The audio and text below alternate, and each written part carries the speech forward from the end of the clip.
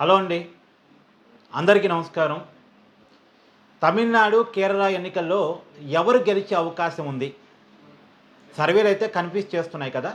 ఇప్పుడు నేనేమంటానంటే, సర్వే సంస్థలకు కూడా నేను చెప్పదలుచుకున్న మాట ఏంటంటే, మీ వ్యక్తిగత అభిప్రాయాన్ని జనం మీద ఎందుకు రుద్దుతారు? మీ కోరిక వేరు, నిజం వేరు. ఇవాళ కొన్ని సర్వేలు వచ్చినాయి. తమిళనాడులో ఎన్డీఏ కూటమి గెలవబోతుంది. అంటే అన్నాడీఎంకే, బీజేపీ అలయన్స్ గెలవబోతుందని కొన్ని సర్వేలు వచ్చాయి. ఇది వాస్తవ విరుద్ధం. నిజానికి అన్నాడీఎంకే, బీజేపీ కూటమి అక్కడ గెలిచే పరిస్థితి లేదు. సరే, ఎన్డీఏ కూటమి గెలవాలని కోరుకోవడం తప్పు కాదు, కానీ కోరికనే ఇది నిజం జరగబోతుంది అని చెప్పడం తప్పు. ప్రజల్ని కన్ఫ్యూజ్ చేయడం తప్పు. ఇప్పుడు నాకు బెంగాల్లో బీజేపీ గెలిస్తే బాగుండు, మమత అరాచకాలు పెరిగిపోతున్నాయని ఉంది, వ్యక్తిగత అభిప్రాయం ఇది. కానీ రియాలిటీలో మమత గెలిచే పరిస్థితి ఉంది, మమతే గెలవబోతుందని చెప్తున్నాను. అంటే వ్యక్తిగత అభిప్రాయం నాకుంటాం వేరు, ప్రజలకి సమాచారాన్ని ఇవ్వాల్సి వచ్చినప్పుడు జరగబోయేటువంటి విషయాన్ని చెప్పడం వేరు. తమిళనాడులో స్టాలిన్ మళ్ళీ ముఖ్యమంత్రి కాబోతున్నారు. అంటే డిఎంకే కూటమి గెలవబోతుంది, ఇది ఫిక్స్. ఒకవేళ మహా అంటే జరిగితే ఇంకేం జరగాలి అంటే, విజయ్ ఇప్పుడు ఒక 30 సీట్లు సాధిస్తాడన్నది ఒక అంచనా. ఈ 30 సీట్లు కాస్త ఒక 50 సీట్ల వరకు విజయ్ ఎదగలిగితే, డిఎంకేకి సీట్లు తగ్గితే, హంగ్ వస్తే, అంటే మ్యాజిక్ ఫిగర్ 118 కదా, 234 స్థానాలు.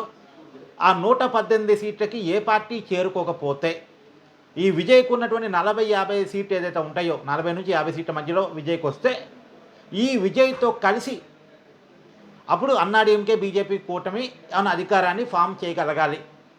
హంగులో అడ్వాంటేజ్ తీసుకుంటే తప్ప, అప్పుడు విజయ్ని ఆకర్షిస్తే తప్ప.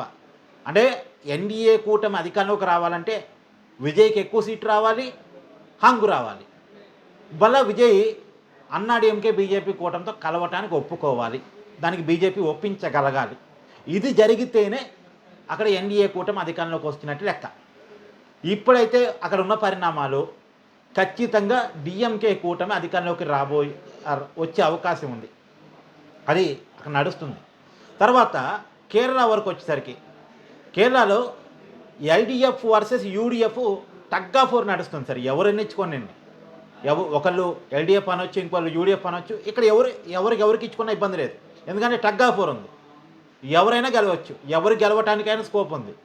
ఇప్పుడు కొంతమంది సర్వేలో యూడీఎఫ్ అని ఇస్తున్నారు, సరే ఓకే, దాన్ని కొంత ఒప్పుకోవచ్చు. ఎందుకంటే అక్కడ ట్రెడిషనల్గా ఒకసారి ఎల్డీఎఫ్కి అధికారం ఇస్తే ఇంకోసారి యూడీఎఫ్కి అధికారం ఇస్తారు.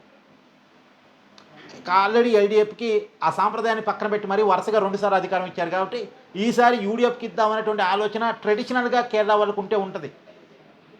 అది ఉంది కూడా నిజంగా. కొంతమంది ఓటర్లు ఈసారి యూడీఎఫ్కి వేద్దాం, 2 సార్లు విజయాన్ని చూసాం కదా, 2 సార్లు ఎల్డీఎఫ్కి ఇచ్చాం కదా, బాగా చేస్తున్నాడనే కదా 2 సార్లు ఇచ్చాం, ఈసారి యూడీఎఫ్కి ఇద్దాం అనేటువంటి ఆలోచనలో ఉన్నటువంటి మలయాళీలు ఉన్నారు. ఆలోచన ఓట్ బ్యాంక్ ఉంది, ట్రెడిషనల్ ఓట్ బ్యాంక్ ఉంది. అది ఒకసారి ఎల్డీఎఫ్కి వేస్తారు, ఇంకోసారి యూడీఎఫ్కి వేస్తారు. అక్కడ మైనార్టీలు అలా షిఫ్ట్గా ఒకసారి అటు ఒకసారి ఇటు వేస్తూ ఉంటారు. సరే, అక్కడ యూడీఎఫ్ ఇస్తే అభ్యంతరం లేదు, కానీ యూడీఎఫ్ వన్ సైడ్గా కూడా అక్కడ గెలిచే పరిస్థితులు లేవు. ఎల్డీఎఫ్ టగ్గా ఫోర్గా ఉంది. ఎల్డీఎఫ్ గెలిచినా చెప్పలేం, విజయన్ 3వ ముఖ్యమంత్రి అయినా చెప్పలేం. విజయన్ పరిపాలన అక్కడ బాగుంది, అక్కడ ప్రజల మద్దతు విజయానికి ఉంది. కాకపోతే ఒక సాంప్రదాయం ప్రకారం 2 సార్లు ఇచ్చాం కదా, మార్చుద్దాం గవర్నమెంట్ మార్చకపోతే వాళ్ళకి అహంభావం ఎక్కువైంది, మనని పట్టించుకోరు అనేటువంటి సహజమైనటువంటి కేరళ ఫీలింగ్స్ ఏవైతే ఉన్నాయో అవి ఏమన్నా యూడీఎఫ్కి అధికారాన్ని తీసుకురావాలి తప్ప, యూడీఎఫ్తో పోలిస్తే ఎల్డీఎఫ్కి మద్దతు ఉంది, ఎల్డీఎఫ్కి మంచి పేరు ఉంది, విజయానికి ముఖ్యమంత్రిగా మంచి పేరు ఉంది, ప్రజల్లో మద్దతు ఉంది. ఇది నిజం.